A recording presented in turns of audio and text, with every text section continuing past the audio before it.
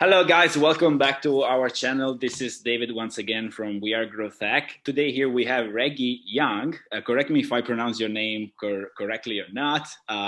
So welcome, and how you doing?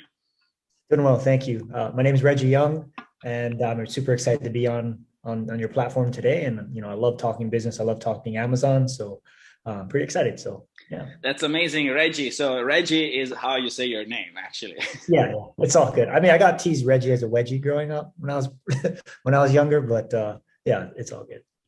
Amazing. So we bring here some of the best minds into the Amazon and e-commerce space in this YouTube channel. We don't really update very often because we are all so busy. I should do a lot more. I know, mea culpa, but I'm trying to give you guys the best content here. So where are you from, Reggie? And where are you actually right now? What are you doing?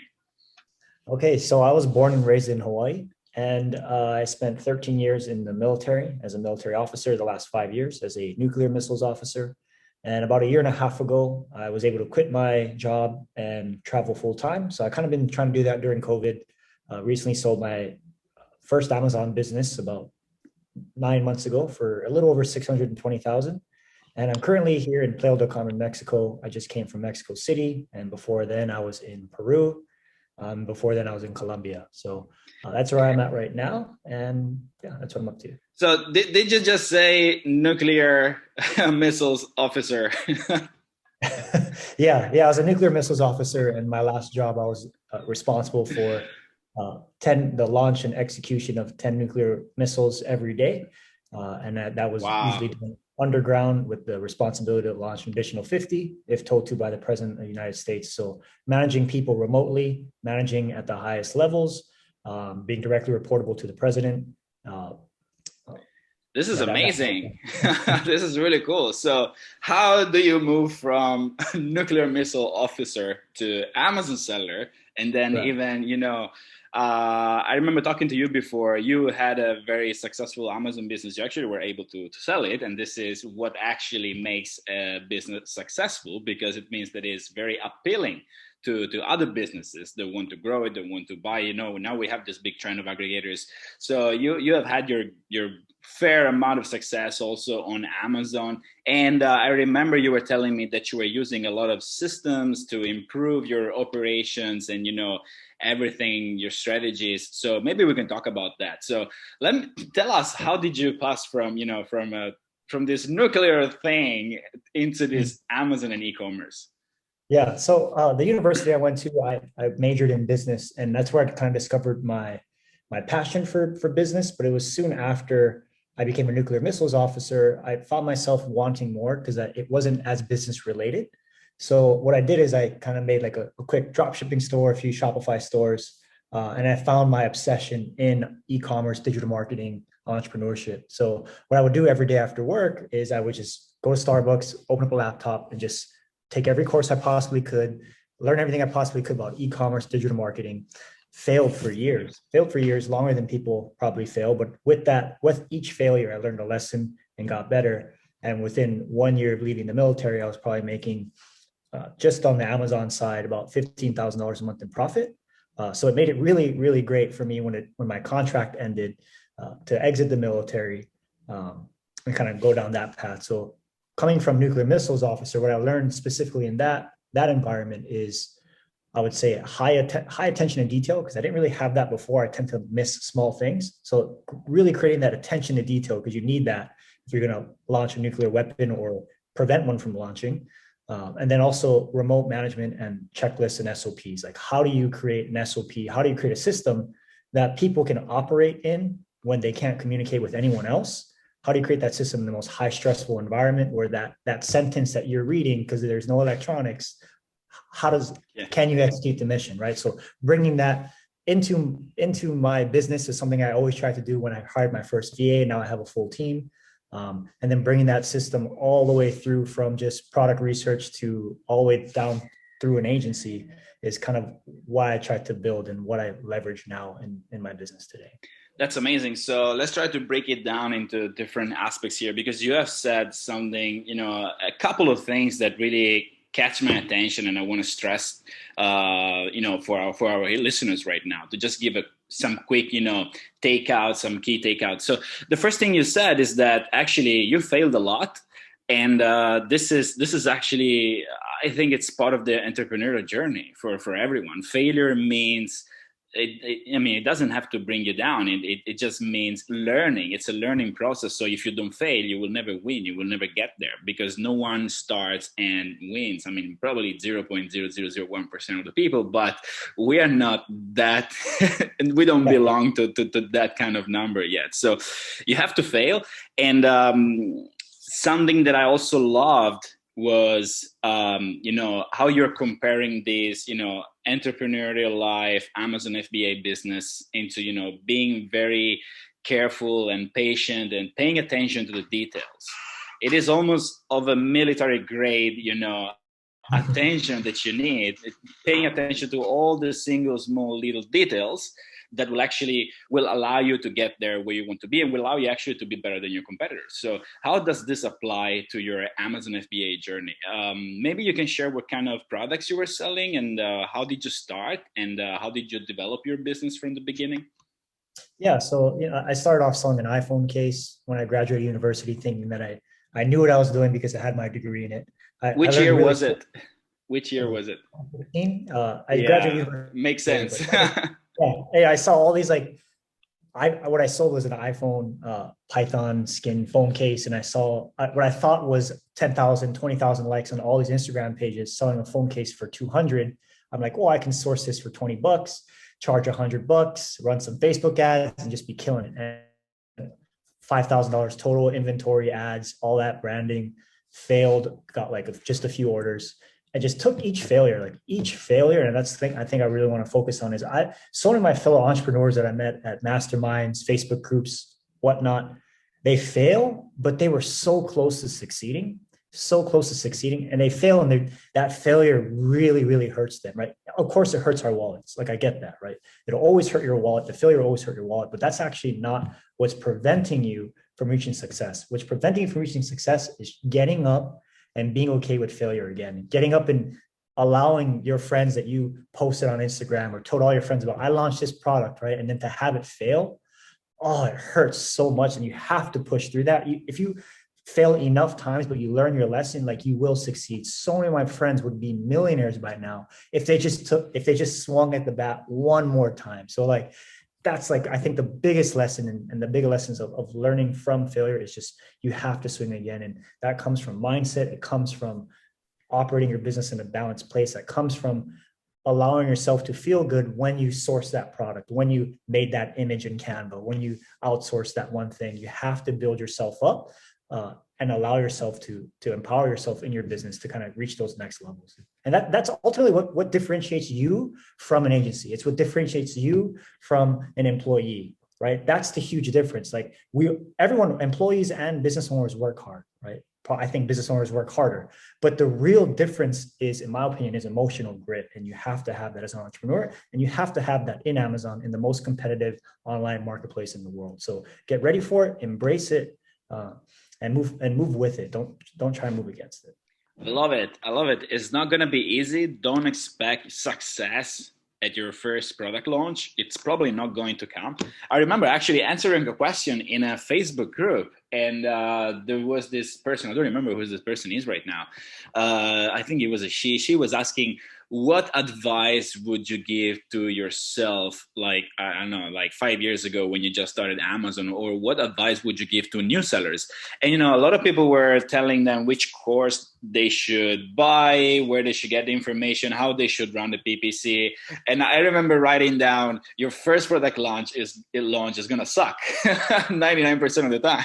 So get used to it. Yeah. This is the sad truth. Yeah, and I totally agree. My first product launch, it was this crazy thing. My first product launch on Amazon was a shower head, and I did everything right. This is back in the day where people were just starting to leave fake reviews. I got 30 of my friends and family to leave a 5-star review on day one. This is back in the day. I shot all the way through, was making $3,000 a day in sales. And I just saw this massive opportunity. I was about to just take over the whole thing. And then I got hit with with a patent by like this one company for the shower head I had. And I thought in advance I did my patent research correctly. Looking back, I didn't. And that whole category for where I was at specifically was owned by multiple brands, ultimately by one big parent company. So I thought, oh, these other brands, they're selling this type of differentiated shower head, so I should be fine. And that shut me down like week 2. Lost $5,000, 4 months of hard work. I lost everything. And yeah, it's just, you're gonna fail and you just have to get comfortable with it. And once you get comfortable with it, you move faster. It's all about, to be honest, the switch that happened to me is telling myself, if I get to 5 product launches, if I can launch 5 products, I should at that point reach profitability. People are like, okay, I get on 1, 2, 3, 4, 5. It took me 7. I launched 7. And so far I've launched a lot more than 7, but it was my 7th one with a $3,000 investment that eventually turned in, when I look at the net value of those $3,000 all the way up until when I sold, that I turned that 3,000 into well over 800,000. And that was a $3,000 investment. It made up for all the losses, all the courses, all the loss, pay-per-click ad spend, all that stuff. So it's all about just swinging multiple times, because nobody hits a home run at first at bat, especially like you think about a little kid first walking. You got to see yourself like that on Amazon. There's no way you're going to hit. I mean, you can, don't get me wrong, you can, but the likelihood is low. But just swing a few times, and then from there, you'll see the profitability, you'll learn your lesson, you'll have that emotional grit, and that will allow you to get to the next level and reach profitability. Yeah, definitely. So as we're talking about, reaching profitability and making your business more appealing, when did you sell your business once again? Yeah, it was about 9 months ago. And Okay. right now, less time to sell. So yeah, so this is quite recent. I mean, it's not too long ago. So what are the advices that you want to give people who are, Amazon sellers who are even thinking about selling their businesses and they don't know where to start? I mean, how should they groom their business? How, what should they prepare in order to make it more appealing to a potential aggregator? Because what they want to avoid is getting the aggregator who sees the potential, but doesn't see the optimized store so they can get the best deal out of this Amazon FBA store, because they know that this is a good business. They want to buy it, but they want to bring down the value because it's not fully optimized. So what are the advices you would give to the sellers? Yeah, what's really interesting is I had probably talked to 15 different aggregators when I went to sell my business. And then having sold my business and the network I've kind of built with that, having interviewed a few people just at some of the highest levels of FBA, who have seen hundreds and hundreds and hundreds of FBA deals and asking them in-depth questions. I've actually built a free tool on my website. It's like reggieyoung.com/FBA calculator. You can look at it. It's pretty basic, at least from the front end standpoint, but the back end code that's running in there is really 80-20 in terms of people I've interviewed to get honest, real, close evaluations for sellers. There's a lot of things that we think matter, in my opinion, but one of the biggest things that matters is ultimately monthly profit over time. And that, we kind of always use this general category of we need a trailing 12 months window of profitability times a certain multiple. But the reality is I find that's actually different. Where people get messed up is each buyer is different. Each buyer is looking for a different thing. Some are aggregators. They're trying to match their current portfolio to a certain thing. So they may give you a higher or lower valuation depending on that match. A certain buyer or a brokerage may have a certain type of buying pool. They may have a certain process and a certain time frame of delivering payment. Are they cash buyers? Is there an earnout? What's the likelihood of all those different things? So the reality is you just have to kind of take your time, add value where you can, look at that monthly profit over time, and just contact a few people in the space. Like I'm sure you're a really good person to contact. You have a bunch of knowledge in the space. You can look at a brand. I can look at a brand and be like, we know these people, this, let me connect you with this buyer. Let me connect you with this aggregator. So I think the reality is to reach out to people that have sold business. In my opinion, reach out to them because they're going to really know. You contact an aggregator, you contact a brokerage.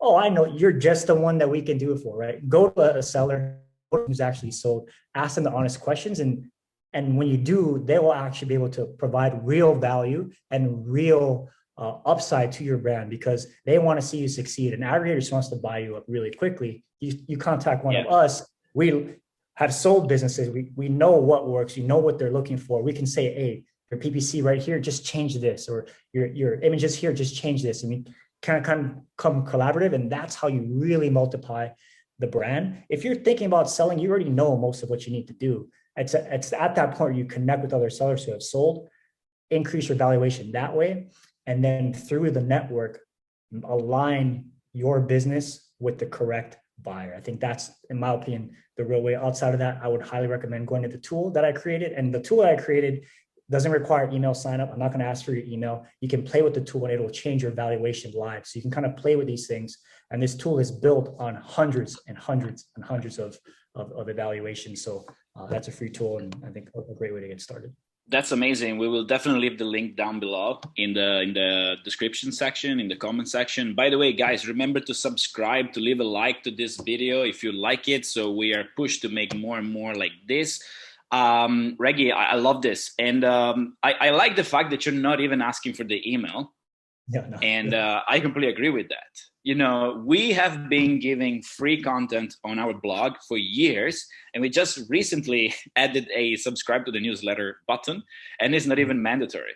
We publish monthly or bi-weekly a lot of free content with actionable advices for sellers. And we're just okay with the big thank you, because we want to give free content to all the people out there. And then of course who's ready to who wants to subscribe to our newsletter is very welcome to do that. We don't even send a lot of newsletters actually. So I love the spirit that you're actually giving a tool for free. So definitely check it out. It is reggieyoung.com, right? Yeah, and then on there's a tool section, but I'm almost positive it's reggieyoung.com/FBA calculator, and I also have a PPC calculator, very basic PPC calculator there as well. And also on there, I have a vault where I try and put a bunch of software you can sign up for free that you can use to run your business, courses on how I hire, train, and manage virtual assistants, fully optimized to the point where when I was a nuclear missiles officer, I was underground for a day and a half, no contact with anyone, right? So, and I was running a business. So I had to set up systems to hire VAs to run parts of my business for me. And that's all there included in there as well on the website, if you're interested. Yeah, that's amazing. That's amazing. Tell us some example, like what were the most urgent tasks that you wish you could have done, but then you had to delegate to some other, like the very vital tasks for an Amazon FBA entrepreneur? Yeah, what's interesting is I was consulting for a few brands that some of them we recently sold for $3 million. And I realized while I was watching their VA process, sometimes a brand new VA doesn't really know what they're doing. And when it's your baby, right, it's your path to freedom. It's really hard to let go, extremely hard to let go. So for me, what I did personally is I 80/20. I worked on the things that were most important, but I knew that I had to hire a team of virtual assistants to move faster in different areas. So what I actually did, my first full-time virtual assistant that's still with me today, is I had them doing print on demand, lower quality merch by Amazon tasks to start. So I could learn this process, build some kind of system up, see how they're doing on certain things, and then be like, oh, here's how you make titles, here's how you make bullets, kind of allow them to fail in certain areas. And then when I was underground, they were doing merch by Amazon for me. But after a few months, they were making more money than their salary. Everything's covered. So I think the real thing is you just move slow. I personally like to work on the most important things and then find areas like product research, right? I wasn't having them decide on products and contact suppliers. I was having them do wide product research. Hey, look for these variables, this is this, add it to this spreadsheet, have it calculate a score, maybe look at some ways to differentiate and set it back to me for review. Then I would go through and look at those things. So you maybe give them a wide area, a wide data scrape, and then you come through an 80/20, the supplier contact, the Canva actual pulling up the images, like all those different things. And that allows you to move faster. So that's any advice that I would give to anyone. Start early. You can hire them cheaper than you think. And it can provide a lot of value to your business, massive value, but also grow your business faster. Because when you actually start getting profitable, you realize, okay, now I'm 6 months behind because now I have to learn how to hire, how to train, how to manage. And then you start moving even slower. So start early as soon as you can. Yeah, this goes back to the question that I personally love to answer also, a little bit breaking this dream and, this idyllic idea of starting a business that a lot of people have.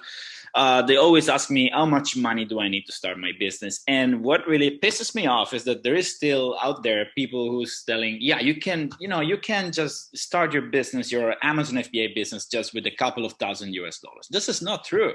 You have to hire people, you have to start, systems, you have to make it work. You have to buy a lot of, stock.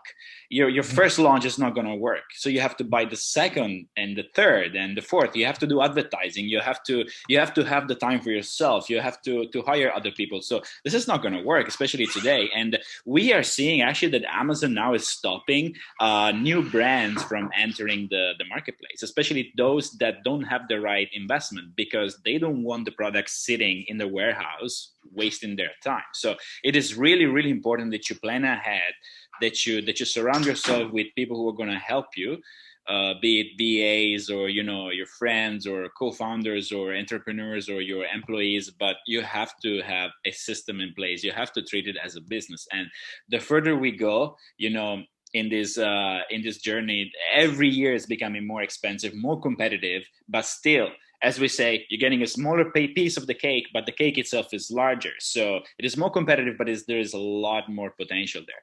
So, Reggie, you give us a lot of advices and stories from your past stories. So tell us very quickly what you're doing right now. What keeps you busy? Yeah. So right now, what I've done is, after selling my business, kind of taking some chips off the table. I want to be able to sleep at night now. So I've taken a good amount of chips off the table. Hired more VAs, gave them raises, bought a bunch of software, random things like that. But what I'm focused on now is trying to remove myself completely from the business, at least from my brand building side. And I've actually started consulting for aggregators, really, really big aggregators. And right now I'm managing a brand for a really huge brand.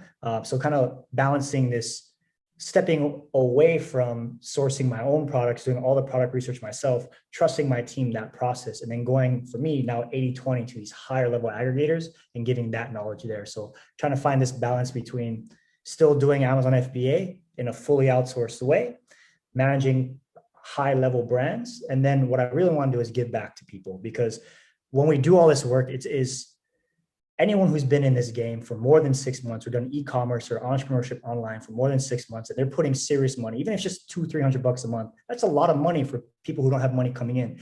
That stuff hurts. It's freaking painful. Having traveled, I've seen people from across the world try to escape their situation, their income level, their poverty. So what I want to do is put all that, as much as I possibly can, behind a $20 a month subscription. And that's where I put software you can use. That's where I put courses, download sheets, SOPs, all this stuff for $20 a month. And that's kind of where I'm trying to give back to the other entrepreneurs. So that's ultimately what I'm working on now. It's all the same thing. Don't give up. Everything is e-commerce. Everything is digital marketing. Learn your skill set, add to it, and see how you can add value in the marketplace, whether it's Amazon or not, whether it's marketing or not. That's really good. So that's amazing. Good luck, during your journey, on your journey, whatever it is going to be. I'm not going to ask you who you're working with, because I'm sure it's something really, really exciting, and probably we will have a follow-up call maybe in a couple of weeks or later, so you can tell us more. I wanted to ask you before we wrap it up, because we always keep our interviews and our videos very short.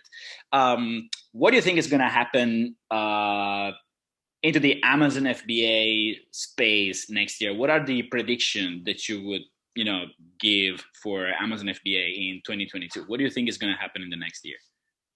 At the end of the day, like, just high level, wide, right? Branding's gonna be super key. People hate the word listing optimization, right? They hate it, but that's just an excuse not to actually put in work.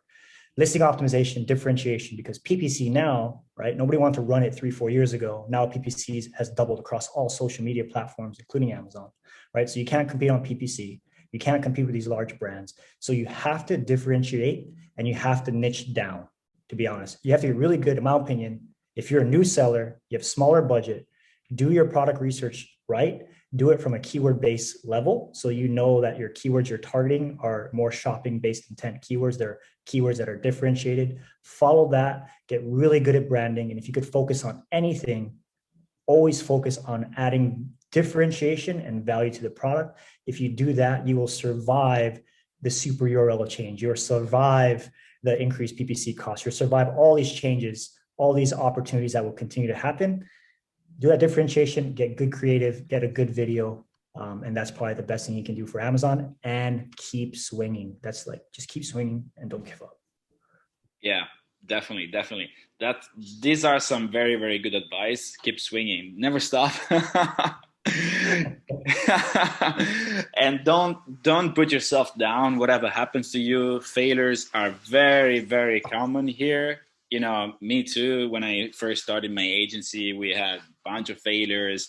When I started selling on Amazon with the, luckily for me, we didn't really have a lot because I started with big groups in China, so they pretty much knew what they were doing. But I can tell you, for example, that the second company I was working with, they had a huge failure because they kept doing incentivized reviews right after the new policy of Amazon in October 2016, and they got their company shut down with 600 employees, everyone laid off within 3 months after October 2016. So in January or February 2017, when I was actually launching my agency and I left that company, they had a huge problem. They got their Amazon accounts blocked and they couldn't sell on Amazon anymore. So, and we see that the story repeats itself right now. This is what has been happening a few months ago. We gave some updates on our blog. If you guys want to check it out, go read it on our blog.